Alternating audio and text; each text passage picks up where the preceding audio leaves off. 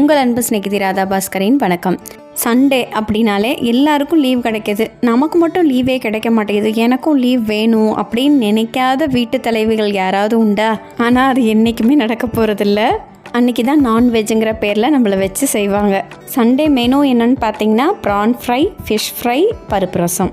எல்லா நாளுமே எப்போவுமே வேலை செஞ்சுட்டு தான் இருக்கோம். சண்டேவும் இப்படியே அப்படின்னு அழுத்துக்கிட்டாலும் நம்மளே நம்பி இருக்கிற நம்ம வீட்டில் இருக்கிற ஜீவன்களுக்கு நம்ம ஃபீட் பண்ணி தானே ஆகணும். அது நம்ம கடமையும் கூட, நம்மளோட கிராட்டிடியூடும் கூட.